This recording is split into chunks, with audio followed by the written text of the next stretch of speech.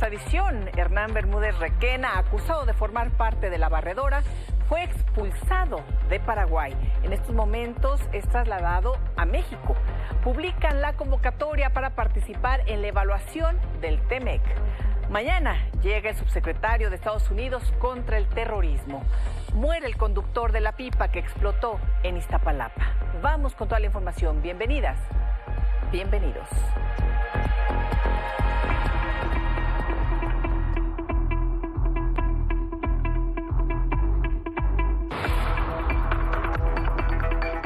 La idea es que venga aquí y que aquí declare.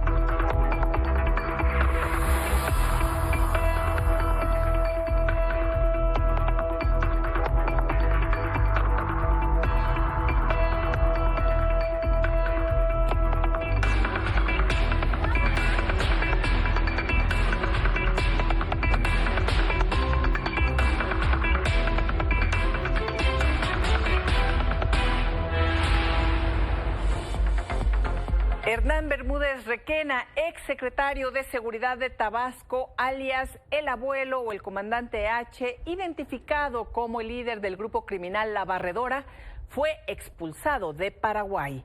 A esta hora es trasladado a México en un avión Bombardier Challenger 605 de la Fiscalía General de la República. El ex secretario de Seguridad Pública de Adán Augusto López enfrenta una orden de aprehensión por extorsión, secuestro y narcomenudeo. Salió de Paraguay en medio de un fuerte operativo de seguridad. El secretario de Seguridad de México, Omar García Harfuch, informó que Paraguay expulsó a Bermúdez Requena por no contar con un ingreso ni estancia regular en ese país. Y destacó la cooperación internacional que posibilitó esta detención. Y bueno, revisemos en tiempo real en dónde viene el avión que traslada a Hernán Bermúdez Requena. Como le decía, viaja en un Bombardier Challenger 605, matrícula XBNWD, de la Fiscalía General de la República. Y esta noche se ubica en estos momentos, usted lo puede ver, en Colombia, donde hizo una escala para después dirigirse hacia Tapachula, Chiapas. Se prevé que Hernán Bermúdez llegue a México alrededor de la medianoche y con la nueva información podría ser trasladado desde Chiapas al penal de máxima seguridad del Altiplano. Esto está por confirmarse, vamos a ir viendo exactamente en tiempo real en dónde aterriza este vuelo y cómo es trasladado. Pero por lo pronto en el Altiplano se encuentra nuestro corresponsal Mario Rodríguez. Y Mario, muy buenas noches. ¿Cuál es la situación que se vive en estos momentos allá en el Altiplano? Mario. Al auditorio nos encontramos justo al exterior de la prisión del Altiplano, ubicada en el municipio de Almaguer de Juárez, aquí en el Estado de México. Y es que si bien de manera habitual hay algunos rondines, lo cierto es que durante las últimas horas hemos presenciado precisamente este ejercicio en el cual se encuentra este vehículo de la Secretaría de la Defensa Nacional. La Defensa ya están en el lugar y bueno, pues más adelante se prevé que haya un despliegue más importante de elementos. ¿Qué es lo que sabemos? De acuerdo con información contada con el propio gabinete de seguridad, ellos están a conocer que bueno, Paraguay durante este miércoles y bueno, pues en consecuencia será trasladado a México. La intención es que bueno, pues sea trasladado a este penal de máxima seguridad, que repito, está ubicado en el municipio de Almaguer de Juárez, y es que bueno, pues se prevé que enfrente algunos cargos en su contra, los cuales hasta este momento no están pormenorizados cuáles podrán ser, si son del foro común o del foro federal. Sin embargo, bueno, pues estaremos pendientes sobre ello. Asimismo, el propio gabinete pues habría de confirmar que se encuentra, una vez que esté ingresado precisamente a México, pues la intención es que llegue precisamente a este penal de máxima seguridad. La intención, por un lado, es trasladarlo desde el sur de México hasta el Aeropuerto Internacional de Toluca y eventualmente vía terrestre trasladarlo hacia este penal de máxima seguridad, donde bueno, pues se prevé que pueda ingresar entre las 11 de la noche o bien hasta la 1 de la mañana.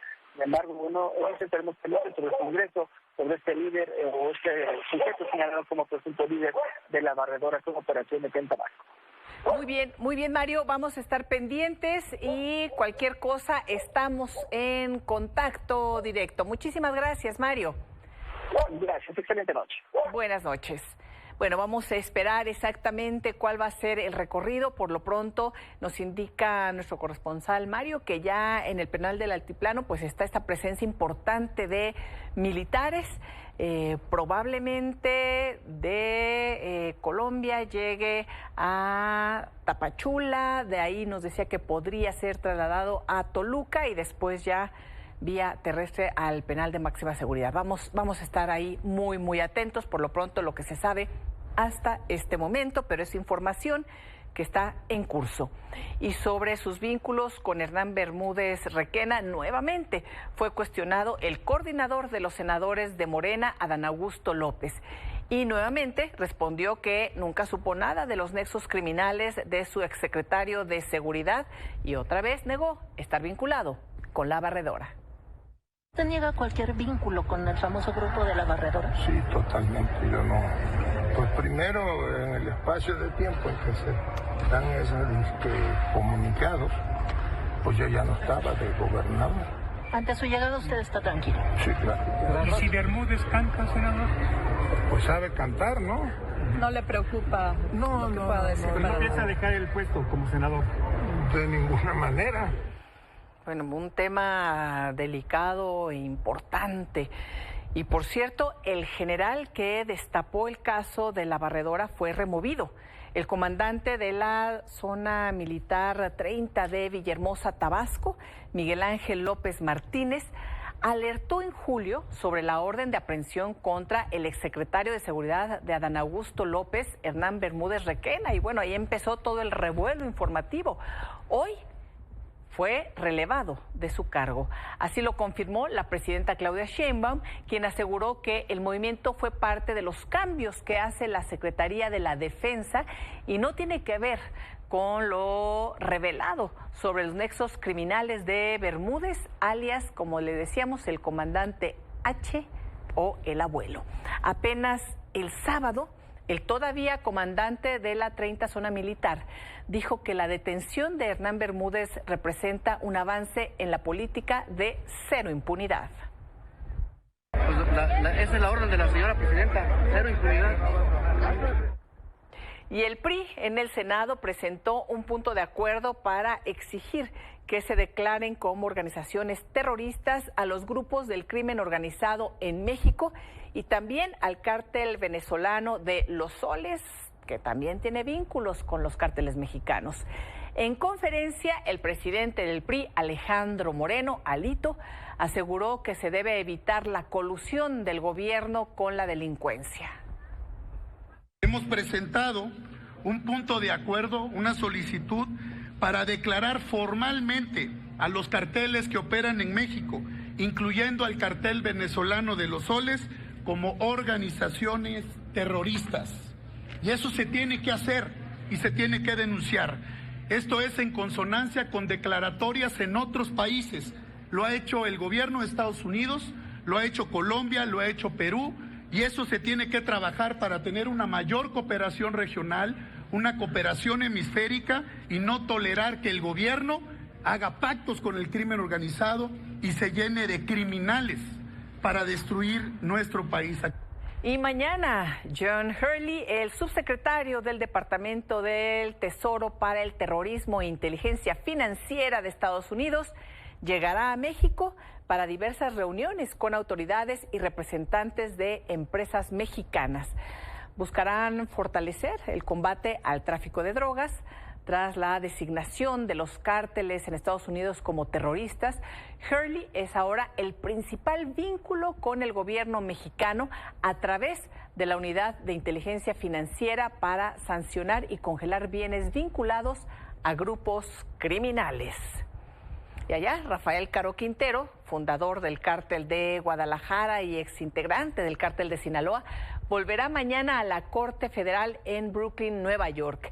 Esto para que se discuta la solicitud de sus abogados para relajar o de plano eliminar las condiciones de aislamiento en las que se encuentra. Su defensa aseguró que eso pone en peligro su cordura. Y en Sonora fue localizado el cuerpo del boxeador Jesús Iván Mercado Cabrera, conocido como Rafaguita, de 21 años de edad. De acuerdo con el colectivo Madres Buscadoras de Sonora, el 15 de septiembre fue encontrado un cuerpo envuelto en una cobija con cinta canela a un costado de la carretera al Golfo de Santa Clara. Posteriormente, gracias a los tatuajes que portaba, sus familiares confirmaron que se trataba del joven originario de Nogales. Y la cifra de personas fallecidas por explosión de una pipa de gas LP en el puente de la Concordia en Iztapalapa aumentó ya el día de hoy a 20. La Secretaría de Salud de la Ciudad de México precisó que 31 personas siguen hospitalizadas, mientras que otras 33 ya fueron dadas de alta. Entre los fallecidos se encuentra el chofer de la pipa, Fernando Soto Munguía, de 34 años de edad. A su vez, la Fiscalía Capitalina reiteró que el vehículo iba a exceso de velocidad, por lo que al entrar en la curva del puente se impactó 2 veces contra el muro de contención y esto fracturó el tanque. Entre las víctimas mortales se encuentra Juan Carlos Bonilla, hombre que dio su testimonio, recordará, minutos después de la explosión de la pipa.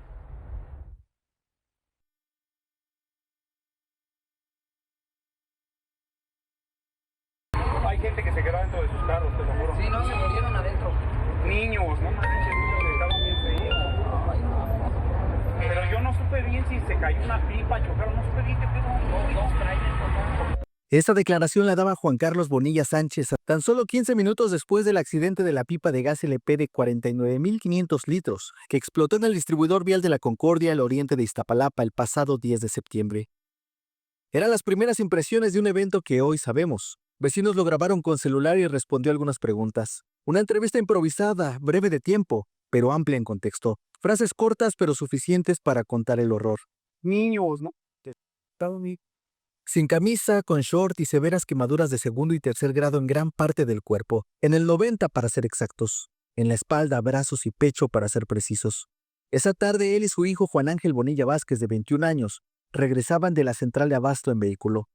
Habían ido a surtir mercancía para su puesto de fruta, y se convirtieron en testigos y protagonistas de una desgracia.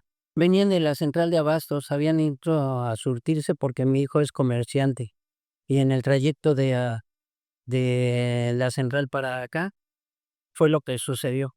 ¿Ellos viven dónde? Texcoco. En Texcoco. Platícanos, ¿venían en un vehículo? ¿Dónde venían ellos? En un coche. ¿Quién les avisa cuando...? Su familia se enteró por una llamada. Nos avisa una señora, cuando ve el accidente, una señora se acerca a ellos y como no llegaban las ambulancias, nos hizo favor de llevarlos al hospital de, ¿cómo se llama? Vocacional 7, de Iztapalapa.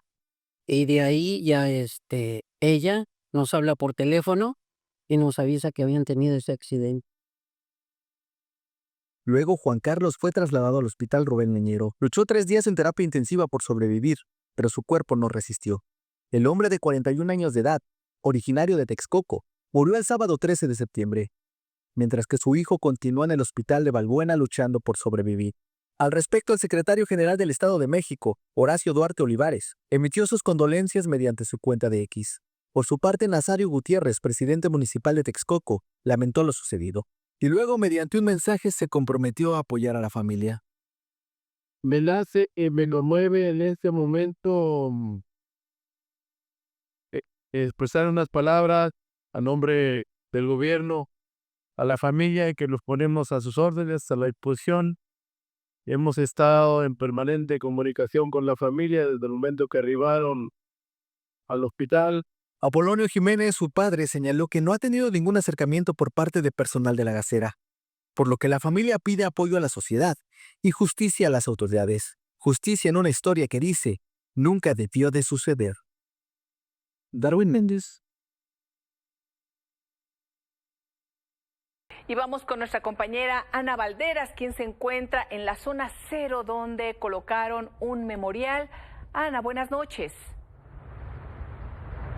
Hola, ¿qué tal? Muy buenas noches. Pues como bien lo menciona, nos encontramos aquí en este memorial y la verdad es que se han vivido momentos muy emotivos. A las 6 de la tarde vinieron personas sin conocerse, todos vecinos de Iztapalapa, justamente a venir y aprender cada una de las veladoras. Ahorita ya por el aire obviamente se apagaron varias, pero prendieron cada una de las veladoras. Y aquí podemos apreciar que se encuentran también algunas, la Virgen María, una bandera de México, pero también las fotografías de aquellas personas que lamentablemente fallecieron tras el accidente. Está Irben Uriel Carrillo Reyes, Eduardo Noé García Morales, Juan Carlos Bonilla Sánchez. Y también quiero comentarles que hoy por la tarde, alrededor de las 6 de la tarde, vinieron a colocar una foto en especial. Es la foto de este joven. Él era conocido como El Barritas. Aparentemente estaba en situación de calle y una vecina que lo conocía dijo, pues yo lo conocía y quise venir a colocarle pues una veladora y rezar por ellos. Pero ¿qué te parece si mejor primero escuchamos lo que nos comentaron? Igual me quedo con un pesar porque también tuvimos la oportunidad de volver a la vocacional y no volvimos, ¿no? Y ver que siempre pasamos por aquí diario, ¿no? Cuando veníamos y es como de no, pudimos ir, ¿no? Y esa era la hora de la salida. Y no sé, igual algo que me quedo pensando es que ya está el trolebús elevado. Antes todos nos veníamos por el microbús, ¿no? Entonces era como por abajo, ¿no? Entonces también algo que me quedo pensando, hubieran podido ser más personas, ¿no? Más alumnos. Y pues el día del accidente él vivía ahí y ya apenas me enteré antier, que había fallecido. Bueno, yo lo conocía por el Barritas, pero apenas me enteré también que se llama Omar. Bueno, muchísimas gracias, Ana. Estaremos muy pendientes. Buenas noches. Y el gobierno de la Ciudad de México dio a conocer que creará un comité de solidaridad para recibir y administrar donaciones y aportaciones para las víctimas de esta tragedia. La jefa de gobierno, Clara Brugada, detalló que se invitarán a varios organismos como la ONU, la UNAM, la Cruz Roja, así como empresarios y a sociedad civil para integrar este comité. Una pausa y volvemos con más información. El Gobierno de México, a través de la Secretaría de Economía, abrió un plazo de 60 días para recibir comentarios y recomendaciones sobre el funcionamiento del tratado entre México, Estados Unidos y Canadá, el TEMEC. Esta consulta pública está dirigida a empresas, académicos, organizaciones y a la ciudadanía en general, quienes podrán enviar sus opiniones en formato físico o digital. Los interesados pueden hacerlo también al correo consultas.temec@economia.gov.mx o en el sitio www.buzontemec.economia.gov.mx, así como de manera presencial, directamente en la Oficialía de Partes de la Secretaría de Economía. Ya está publicado en el Diario Oficial de la Federación. Y para hablar sobre estas consultas, saludo con mucho gusto al secretario de Economía, Marcelo Ebrard. Secretario, buenas noches. ¿Qué tal? Muy buenas noches, gusto saludarte y a tu auditorio. En efecto, nos coordinamos tanto Canadá, Estados Unidos como México, vamos a hacer este proceso de consulta. El propósito es, desde luego que ya tenemos hecho como el esqueleto y los objetivos que tenemos en la revisión del tratado, cada uno de los tres países, pero pues hay que consultar, escuchar a los diferentes sectores. Y desde luego, pues esto va a llevar a que podamos integrar como un documento pues que recoja todo esto y que esté listo para el mes de enero. La negociación, revisión del tratado, digo revisión porque así lo acordamos en 2019-2020 que se firmó, tiene como propósito que el 1 de julio cada uno de los tres países diga sí quiero seguir con el tratado. 1 de julio del 2026. Y a partir de eso procede la revisión. Entonces, lo que me parece muy interesante, primero es que estamos coordinados los tres países. Mañana recibimos al primer ministro de Canadá y a su equipo, incluyendo el equipo comercial. Muy en comunicación con USTR y Secretaría de Comercio de Estados Unidos. Y con esta consulta pues iniciamos ya el camino que nos va a conducir a la revisión del tratado. Y eso me parece a mí muy interesante y muy importante, porque sé que está establecido en la ley de Estados Unidos que antes del 4 de octubre tienes que hacer este aviso, ya está convocatoria. En el caso nuestro es una decisión no establecida en alguna disposición legal, sino que están las facultades de la presidenta, y Canadá tiene también su propio orden jurídico, pero lo que importa es que estemos trabajando juntos y que ya iniciamos el camino pues a la revisión del tratado, porque pues en el mes de enero, febrero, marzo había muchas dudas de si esto iba a ocurrir o no. Sí, entonces creo que es una buena noticia. Entonces, los tiempos se están cumpliendo. De hecho, México, pues bueno, como parte de la facultad que tiene la presidenta, ha lanzado ya esta convocatoria para que puedan escucharse las distintas opiniones. Ya dimos ahí algunos números, para posteriormente, en enero, comenzaría. ¿Qué exactamente, Marcelo Ebrard, secretario? ¿La revisión o el análisis de estas consultas? ¿Cómo son los plazos exactamente para llegar a julio dentro de un año del 2026? Pues nosotros lo que quisiéramos avanzar, formalmente la revisión se empieza pues el día 2 de julio. Sí. La revisión propiamente, de acuerdo a lo que está acordado. Pero nosotros quisiéramos entre enero y el mes de julio avanzar todo lo que podamos, de manera que la revisión sea ya para el mes de julio, pues sea lo más expedita posible, porque además en Estados Unidos van a tener campaña, va a haber elecciones el año que entra, entonces es otro factor que aconseja avanzar todo lo que podamos, pues lo más pronto que podamos, en 2026. Secretario Marcelo Ebrard, y me imagino que de todos modos han analizado, comentabas incluso ayer en el mensaje que han estado en contacto permanente y obviamente haciendo un avance ustedes mismos de lo que ha sido el Tratado de Libre Comercio de 2020 a la fecha y con la contraparte, ¿no? Muy, muy de cerca, como nos indicas, con Canadá y Estados Unidos. ¿Ves voluntad para que esto continúe y continúe de la mejor manera para los tres países? Pues mira, yo creo que vas a tener elementos de cierta tensión porque ahora hay más contenido proteccionista en muchas decisiones, pero no creo que muy distintas a las que ya estamos viviendo ahorita.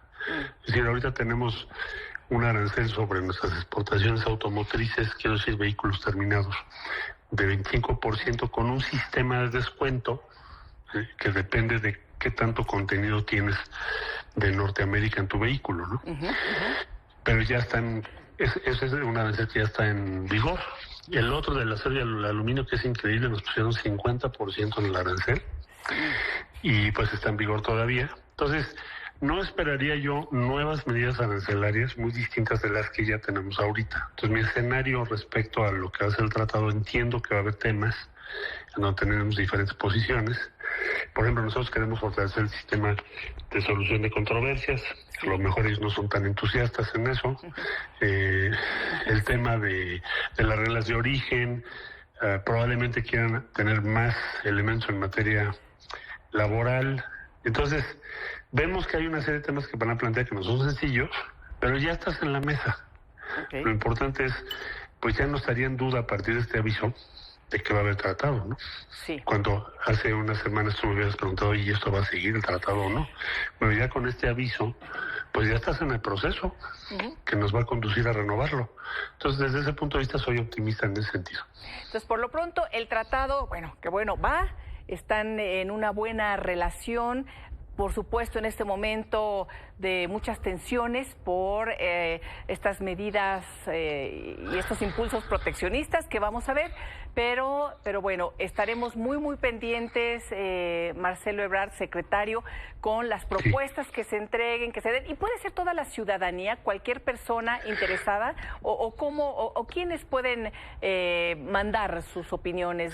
Pues mira, normalmente con la Secretaría de Economía hay una serie de sectores que tienen una relación casi cotidiana. Yo te diría buena parte de la industria de México, sector financiero, en razón de lo que regulamos el comercio. Pero lo que nos pidió la presidenta, que es su decisión, y creo que acertada, es que lo abriéramos a cualquier persona, no solo a los sectores organizados con los que nosotros ya tenemos un diálogo permanente, sino que cualquier persona puede mandarnos su punto de vista y sus propuestas al correo o a la plataforma electrónica. Por eso lo hicimos de esa forma, en simultáneo. Y tenemos que revisar, hoy armamos todo el equipo que vamos a revisar todo lo que nos manden, porque tenemos que enriquecer la postura nuestra y recoger lo que preocupa y lo que se propone que hagamos en los próximos años.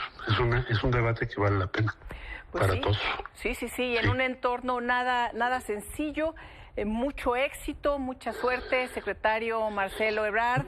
Estaremos muy pendientes y cualquier cosa sigamos en comunicación para informar a nuestra audiencia, por favor. Y bueno, un fuerte abrazo. Igualmente, y muchas gracias por esta oportunidad de comunicarnos. Un saludo a tu auditorio, muchas gracias por todo. Muchas gracias. Marcelo Ebrard Casaubon, secretario de Economía.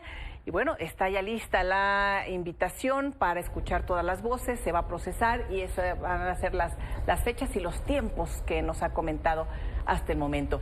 Y por lo pronto, en el Senado de la República también habrá Parlamento abierto, se escucharán también todas las voces, esto en relación a la iniciativa de la presidenta Claudia Sheinbaum que plantea reformas a la ley de amparo, al juicio de amparo, al Código Fiscal, a la Ley Orgánica del Tribunal Federal de Justicia Administrativa, y el presidente de la Comisión de Justicia, Javier Corral, explicó que el proyecto fue turnado a comisiones y descartó que vaya a aprobarse por la vía rápida, por el fast track famoso. Además, aseguró que el análisis se hará con responsabilidad, escuchando a especialistas y a la sociedad. Alfonso Ramírez Cuellar, bienvenido, querido Alfonso. Bien, muchísimas gracias, Elisa. Pues muchos temas. Sí. Ya ves que nos tocó el viernes que agarraron al líder de la barredora. Ahorita viene. Y ahorita ya estamos muy contentos porque viene pues a rendir sus declaraciones e informar por qué desató toda esa violencia y encumbró al crimen en la región del sur-sureste del país. Sí. Todo va a ser conforme a derecho. Veíamos ahorita las imágenes, nada más te interrumpo un poquito, Alfonso, por si en algún momento la producción nos muestra nuevamente estas imágenes en vivo para que podamos ver cómo viene este avión de la Fiscalía General de la República. Viene barriendo.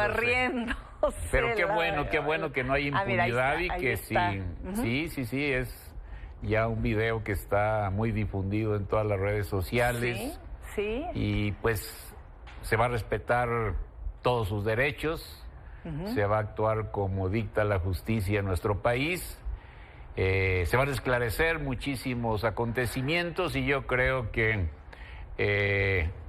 con esto pues abriremos o cerraremos un capítulo, pero lo importante es el castigo a los criminales y la lucha contra la impunidad. Sí. ¿Sabes qué?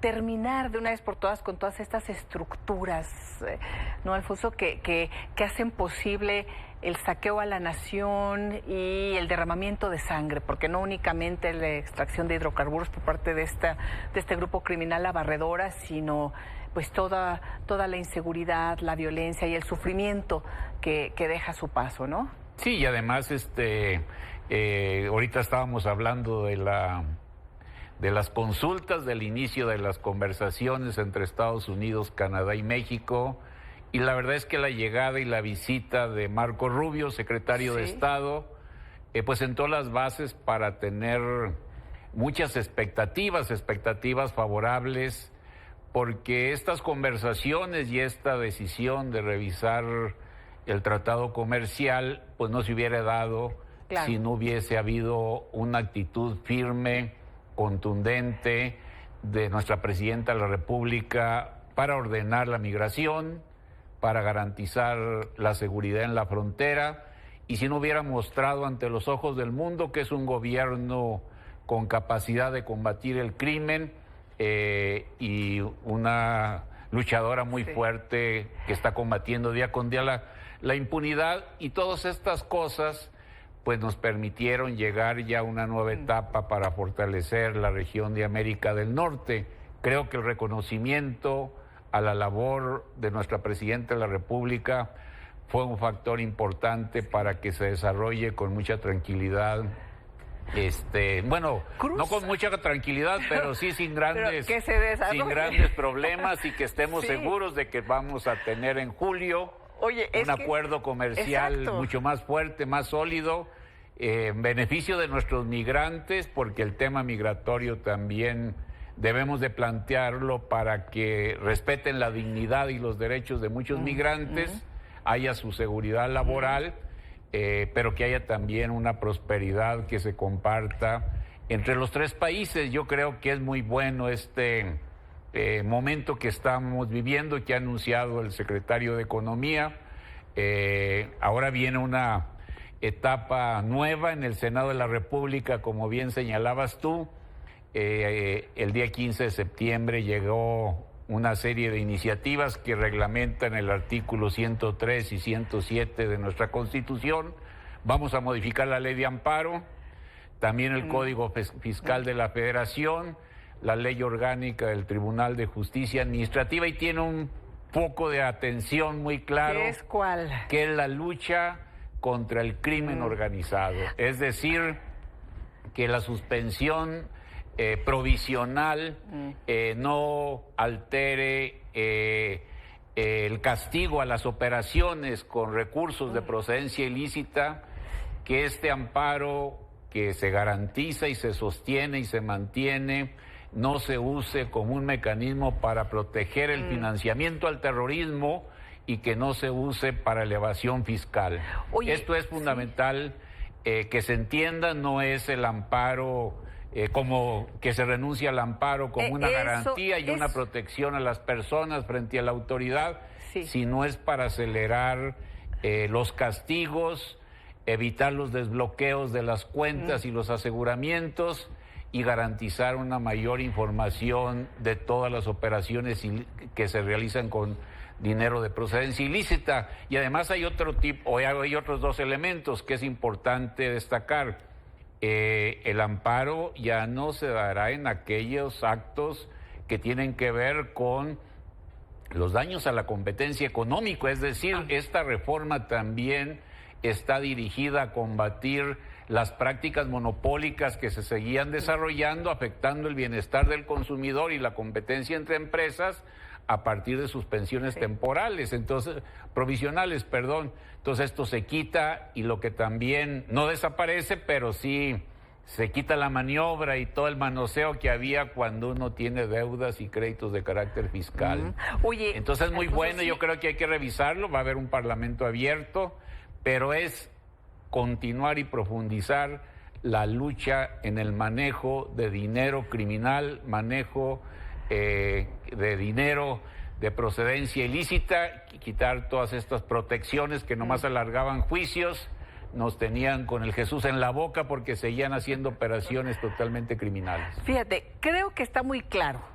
que el tema medular es el combate al crimen organizado.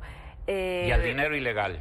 Y al dinero ilegal porque la lavadera. Claro. Pero por eso digo el crimen organizado, porque se vincula, ¿no? Son todas estas redes que hacen posible finalmente que esto funcione. Y lo estamos viendo en la negociación del Tratado de Libre Comercio, ya lo comentaba el secretario Ebrard, por supuesto toca este tema de seguridad, que es de la mayor importancia también de Estados Unidos. El ejemplo y la voluntad que se ha visto en nuestro gobierno para combatir a los criminales es un elemento esencial en haber destrabado las negociaciones comerciales. Como tú bien dices, pues primero hubo que mostrar que tenemos un gobierno decidido a combatir el crimen, y a partir de eso se generó mucha confianza en Estados Unidos y Canadá, y ahora damos un paso más para tener un bloque de relaciones comerciales de América del Norte muy fuerte, muy poderoso, pero nosotros como gobierno y como Congreso de la Unión seguimos haciendo nuestro trabajo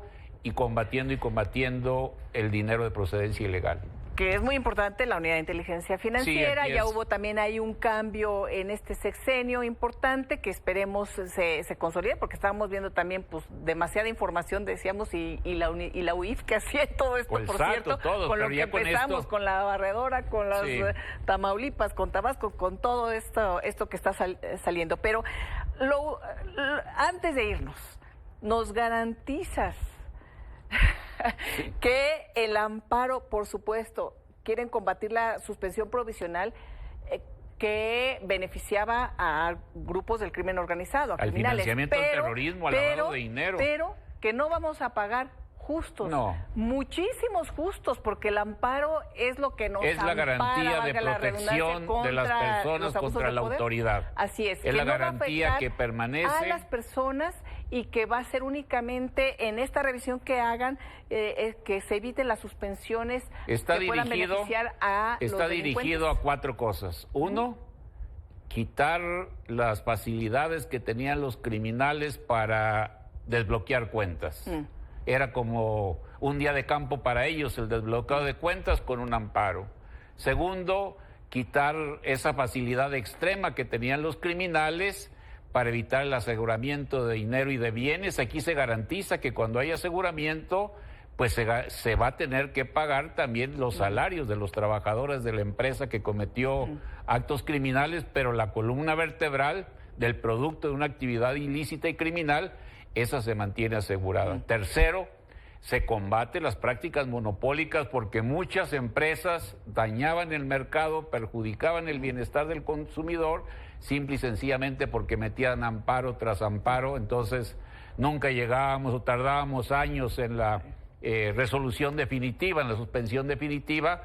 Y en 4 lugar, todo lo que tiene que ver con este manoseo de que yo te pongo un crédito fiscal, ya se resolvió de fondo que me tienes que pagar, pero yo te meto otro amparo para irme otros 10 o 15 o 20 años sin pagar el impuesto, pues no. Es un árbol de muchas ramas todo el tema de juicio. Pero se va a garantizar la protección de la persona, la garantía de la persona frente al abuso de autoridad. Eso se va a garantizar, por eso va a haber un parlamento abierto, hoy lo anunció el presidente de la Comisión de Justicia. Entonces todo esto lo vamos a ir aclarando poco a poco, pero lo más importante, gracias a la acción de nuestra Presidenta de la República, hay una nueva situación de combate al crimen en el país, se ha generado la confianza internacional, vamos a entrar a las consultas y a la negociación del Tratado de Libre Comercio con Estados Unidos y con Canadá.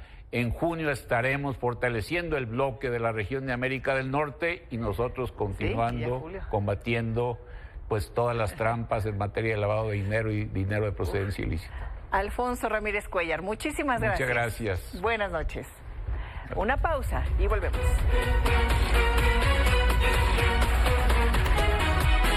Hasta aquí la información. Los espero mañana. Buenas noches.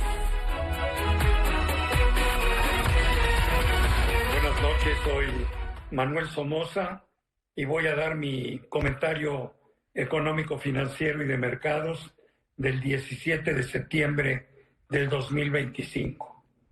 Hoy la noticia más importante para todos los mercados del mundo fue la decisión de la Reserva Federal de disminuir en 0.25% la tasa de interés en ese país de referencia, la cual no se movía desde diciembre del 2024. De los 12 votos, 11 fueron a favor de esta baja de 0.25 y hubo un miembro de la Reserva que quiso o pidió que se bajara 50 puntos base. Obviamente la mayoría fue 0.5 y ahí se quedó. Es nuevamente de las pocas veces en la historia en que ha habido un voto dividido. Pero a pesar de esta buena noticia, los mercados no fueron muy favorables el día de hoy.